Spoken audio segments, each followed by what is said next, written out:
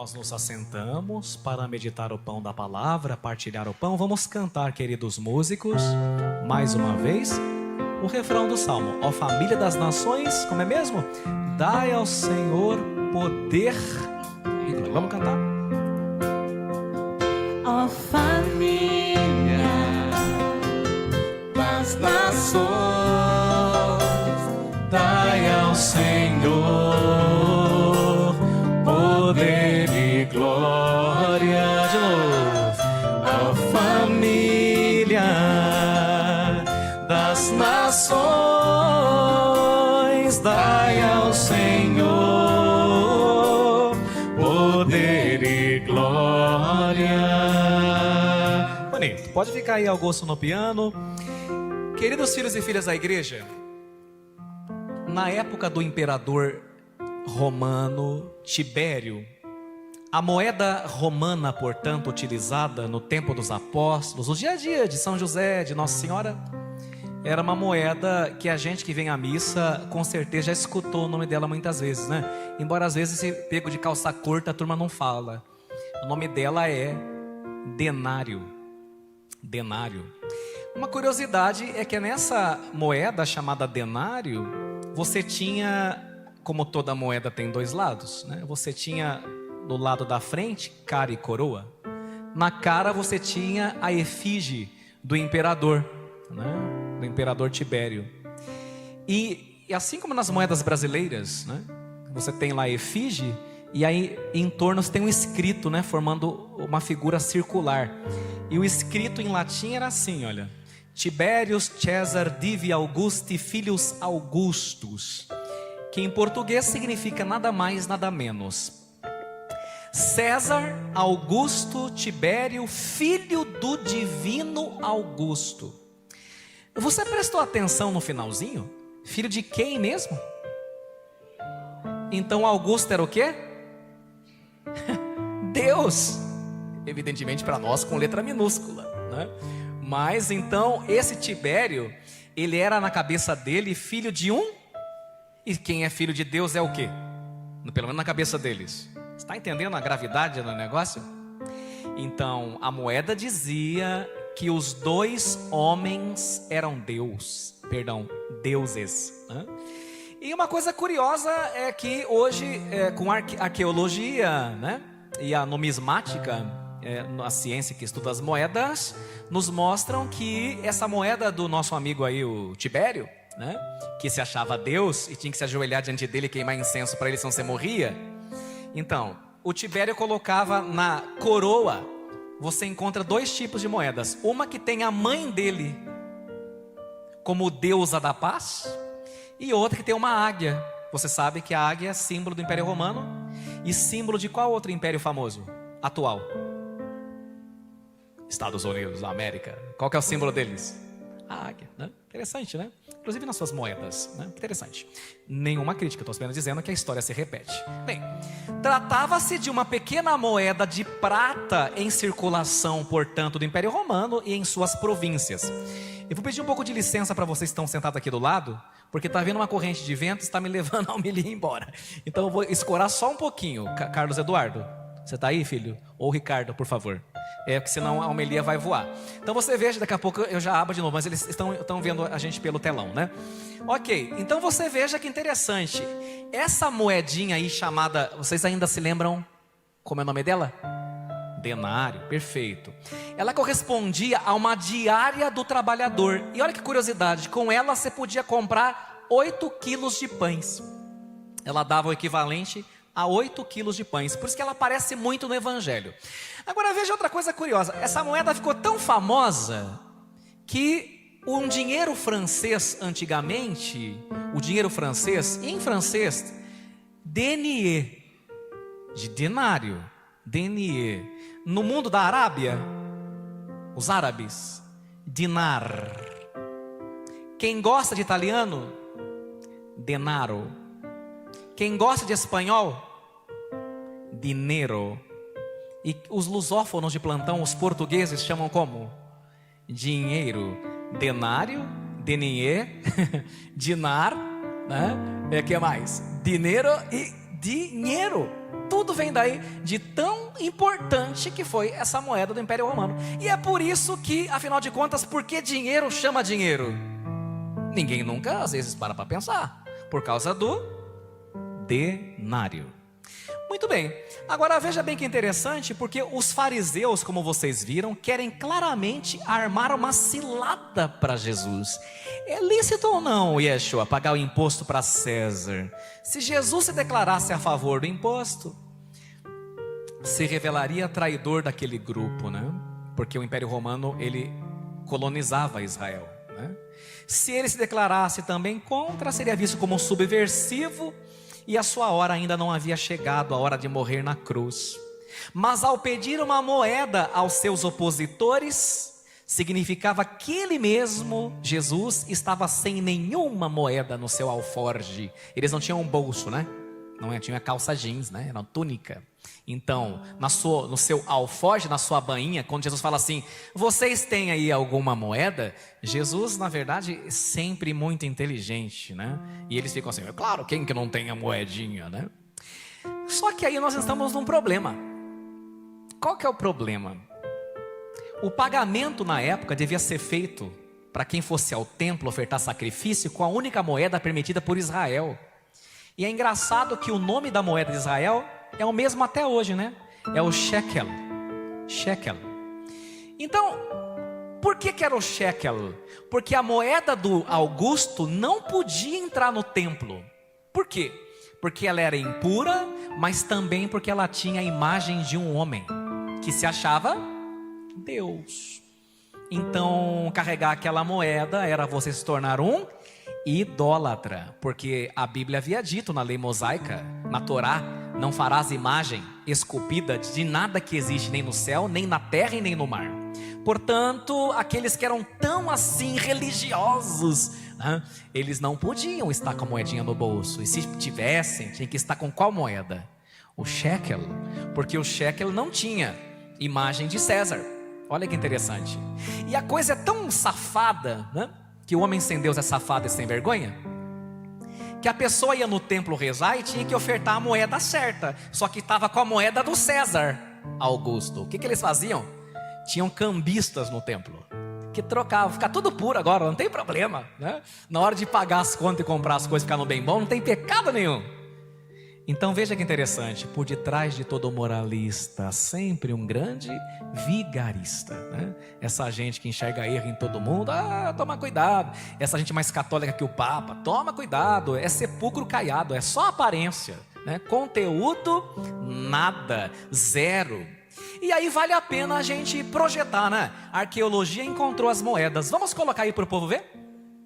Olha aí, essa é o shekel, a moeda permitida para entrar no templo. Repare que o shekel antigo, ele tem um cálice que lembra a aliança, de um lado, né, cara, e na coroa, o que ele tem? Uma florzinha, né, para indicar ali também a natureza e tudo mais. Mas não tem o rosto do cara que se acha Deus, né? Essa moeda era permitida para entrar na religião. Essa era permitida. E os fariseus que queriam corrigir Jesus tinham que ter só essa moeda. Mas qual foi mesmo a moeda que eles tinham? Passe o próximo slide, por favor. É essa do nosso amigo aí, ó. Essa aí foi encontrada faz pouco tempo. Está escrito ali tudo que eu disse para vocês. César Augusto, filho do divino Augusto. E o rostinho do homem aí. Agora você percebeu? Eles queriam armar uma armadilha para Jesus. E foi Jesus que armou a armadilha para eles. Porque ele mesmo não tinha essa moeda. Vocês podem, por favor, me emprestar uma? E eles na inocência. Sim, tá aqui. Aí Jesus faz a pergunta. E de quem que é a imagem que está nessa moeda? Eles já sacaram que caíram na armadilha. Do César. Ah, que legal. Então dá para ele as coisas dele. E para Deus vocês devolvam o que é dele e vocês roubaram, né? Olha, seria melhor dormir sem uma dessa, né? Podem tirar as imagens. E agora que nós já tivemos essa pequena aula, vamos explicar o que isso tem a ver com você, não é? E comigo. Uai, senão não adianta nada, fica só na teoria. Então vamos lá. Aqui já aprendemos muitas coisas e o padre vai falar só duas. A primeira: cuidado com os aduladores e bajuladores. Tomem cuidado, que quem puxa saco, puxa tapete também. Os fariseus chegaram tecendo elogios para Jesus, né? Sabemos que és um grande mestre, que o Senhor é impecável, o Senhor é maravilhoso. Jesus falou, quando a esmola é demais, o santo desconfia. Eles começaram a adular para armar uma armadilha. E aqui está algo muito interessante para nós. Aquele elogio era uma emboscada, era abraço de urso. Gente medíocre se cerca de gente que só elogia. Pessoas fracas se cercam de gente que adula. Sabe por quê? Elas morrem de medo de constatar suas limitações e não estão dispostas a enfrentá-las e muito menos a corrigi-las. O bajulador é um detentor de um cheque sem fundo. Por quê? Impressiona, mas não tem valor algum. Até mesmo Barack Obama disse uma vez: livre-se dos bajuladores. Mantenha perto de você pessoas que te avisam quando você erra. Uma relação onde tudo é aceito, meu filho e minha filha, certamente poderá ser tudo menos amor. É mera diplomacia, porque o verdadeiro amor é exigente. E aí eu já faço a primeira pergunta: você convive com gente que te ama, mas puxa a sua orelha? Não precisa responder, é você e Deus, tá? Você convida com pessoas que cobram de você o seu mais, o seu maior, o seu algo a mais? Ou com gente que tudo que você faz é tudo bem, que é o seu amiguinho, mas pode fazer o que você quiser, se mata, eu vejo você, tira um selfie? Que tipo de pessoas circundam a sua vida? Essa semana eu achei interessante um dos meus afilhados pegando no meu pé, porque eu tenho que tomar remédio, tenho que fazer exercício, tenho que ir para academia, tenho que não sei o que. Foi lá na farmácia, viu todas as vitaminas estão faltando, né? E dizendo: o senhor pode ficar bravo comigo, mas o Senhor não cuida da sua saúde como deve. E ele está certo. Está entendendo? Uma pessoa medíocre fala assim: quem é esse moleque de 24 anos para me corrigir? Mas uma pessoa que sabe que o outro está dizendo aquilo para ela porque a ama, ela fala: ai meu Deus, que vergonha, né? Que vergonha. Mas ela cai em si e diz: eu preciso melhorar. Cerque-se de pessoas que jogam na tua cara aquilo que você precisa melhorar, porque essa turma se importa com você. Essa turma está de fato imersa na sua vida. Essa turma está de fato com vínculo com você. O restante, meu filho e minha filha, está pouco ligando. Você estando ou não estando, para ele tanto faz. Ontem, seminarista Pedro e eu, né, tivemos uma saudável DR no nosso jantar, né, Pedro? Não era nada grave, mas impressão de um convívio que nós tivemos, o que eu achei e o que ele achou. Eu tinha tido uma impressão, ele tinha tido outra, e se a gente não falasse, cada um ia ficar com a sua, né? Olha que interessante. Mas como ele é importante na nossa paróquia, importante para mim, eu tenho que dizer. E se eu sou importante para ele, ele tem que falar para mim. Estão entendendo bem? Então, senhores e senhoras que se cercam de aduladores, sinto muito. Se você faz isso, você vai ser uma pessoa medíocre na tua vida e você não vai crescer como Deus deseja que você cresça. Certo? Amém? Glória a Deus. E agora, a segunda implicação, não menos importante, né?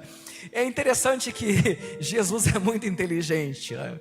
Porque quando ele fala assim que a moeda deve ser restituída a César, porque nela está impressa a imagem do seu Senhor, o imperador, Jesus está relembrando os fariseus e hoje nessa data todos nós, de que há uma criatura sobre a qual está impressa também uma imagem.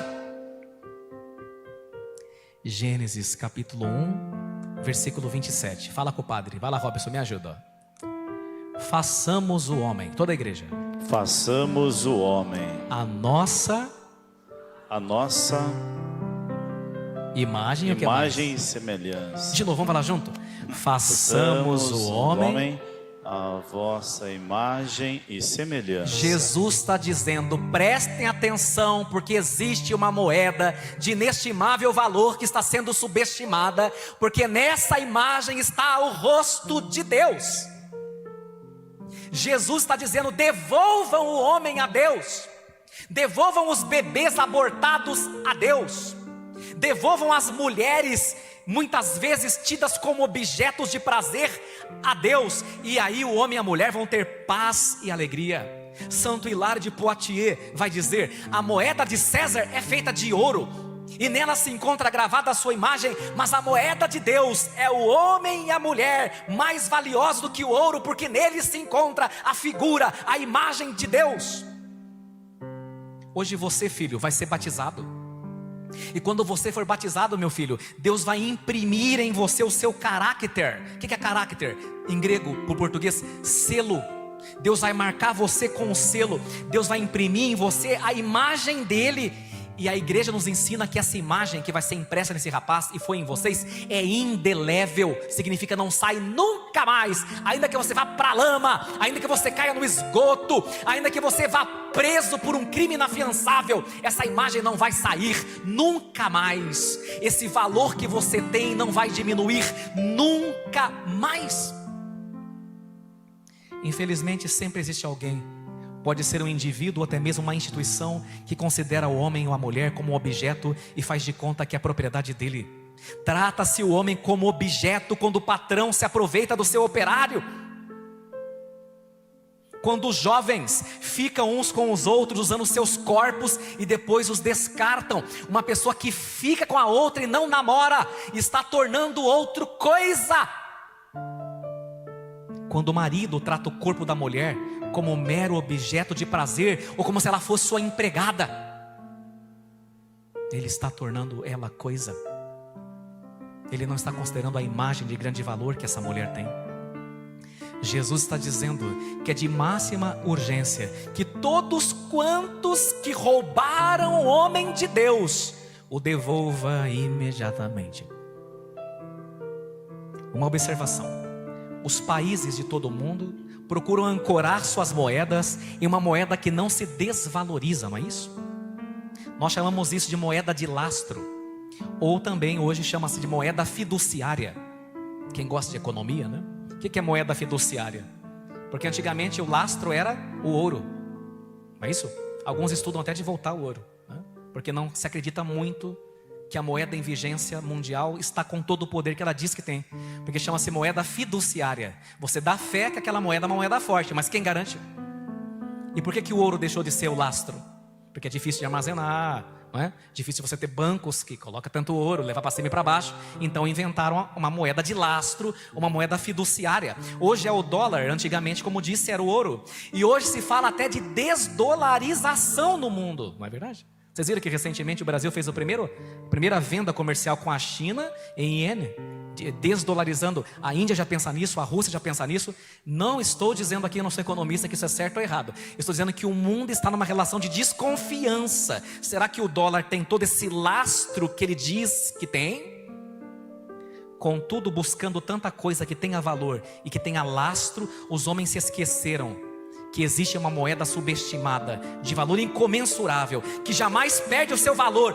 E essa moeda é o homem, essa moeda é a mulher. E qual é o lastro dela? O lastro é o preciosíssimo sangue de Cristo vertido e derramado da cruz. E se o seu lastro é este, você é a moeda que não se desvaloriza jamais.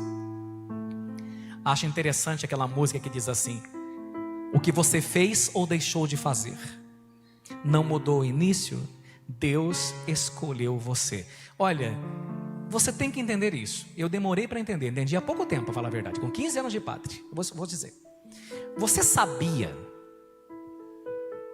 ou ao menos já parou para pensar, que quando Deus te escolheu, presta bem atenção no que eu vou perguntar. Deus está escolhendo você hoje, filho. Você é eleito, está na segunda leitura. Se você não fosse eleito, você não ia ser batizado. Você é eleito. Quando Deus escolheu você, Ele já sabia de todos os teus deslizes. Uai. Já sabia de todos os teus fracassos, de todas as suas traições, e mesmo assim Ele te escolheu. Porque Santa Teresinha do Menino Jesus vai dizer: não acontece nada que Deus já não tenha previsto desde toda a eternidade. Portanto, fica tranquilo e tranquila, porque Deus já previu até mesmo os teus erros que você acha que não tem perdão, mas com a graça dele, Ele sabe que você ainda pode e deve dar certo, e é por isso que você ainda não morreu. E eu também. Não tem nada que você tenha feito que não tenha solução, que não tenha perdão, não tem nada, porque Deus já sabia, eu escolhi esse rapazinho aqui, olha só o que ele vai fazer, mas não tem problema, o que quer que ele faça não muda o início, porque eu o escolhi, e este é o nosso sublime valor. Então você pode, meu filho, ter enfiado o pé na jaca, mas se você deixar Deus trabalhar em você, tudo ainda pode ser consertado, e ficar até melhor do que era antes. Amém? E agora eu termino. Uma família tinha uma relíquia na casa, que era um vaso bonito, de planta, que pertencia à trisavó, lá atrás, né? E aí todo mundo falava, esse aqui é o nosso tesouro de família, esse aqui é o nosso tesouro de família. E a pequena filha, indo para a primeira série, ela falava quando ia amiguinhos, esse aqui é nosso tesouro de família. Certo dia, ouviu-se um grande estrondo na sala. E a pequena criança chorando copiosamente em cima daquele vaso quebrado. A mãe veio correndo ao encontro dela, baixou no nível dela, que ela estava tão desconsolada que não queria nem levantar. E a menina disse, mãe, o vaso, mãe, o tesouro da família, mãe. E a mãe ficou chateada, ficou. A criança disse, eu quebrei o tesouro da nossa família. Mas a mãe falou assim, você está bem, filha? Cortou o dedinho? Se machucou? Está sangrando? Ela disse, não. Então está tudo bem. Os anos se passaram e a gente sabe que tem coisas na nossa infância que a gente não esquece nunca mais. Quando essa menina cresceu, hoje uma mulher adulta, resoluta, num podcast, ela disse, naquele dia eu descobri e entendi que o verdadeiro tesouro da família o tempo todo não era o vaso, era eu.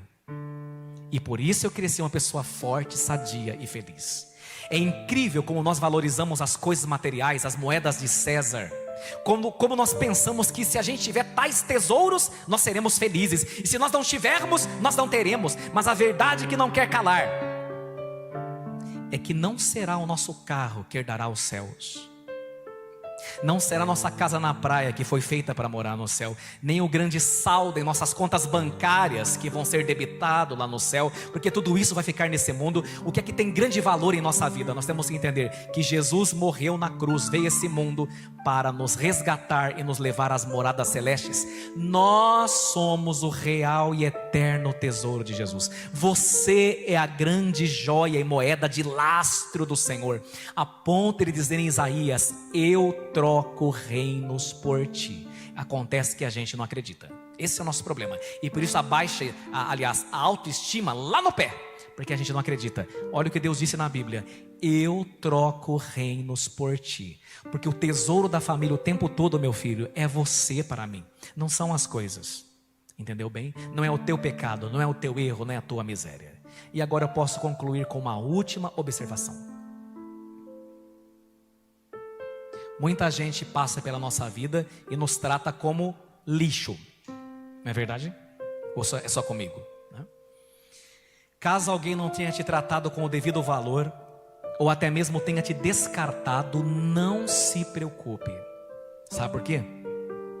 Quem está acostumado a bijuterias não perceberá quando estiver diante de uma verdadeira joia. E essa turma, quando percebe que estava diante de uma joia e trocou por bijuteria, e essa joia era você, geralmente quando elas percebem é tarde demais e já perderam, geralmente para sempre, que não dá mais tempo, certo? Então você trate, com o perdão da redundância, trate de começar a se tratar como alguém de valor, porque se você não se der valor, os outros não vão te dar. Começa a se olhar como Deus te olha. E as pessoas que te descartaram, saibam, estão acostumados com bijuterias. Você é joia de grande valor. E como o padre falou na missa, na antífona de abertura, para Deus você é a pupila dos seus olhos. Trate de se comportar como tal.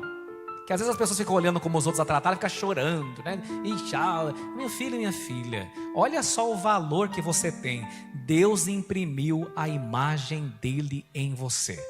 E o que quer que você tenha feito não mudou o início, porque ele escolheu, e digo mais, continua escolhendo você. E não vai mudar de opinião. Só você é que pode mudar.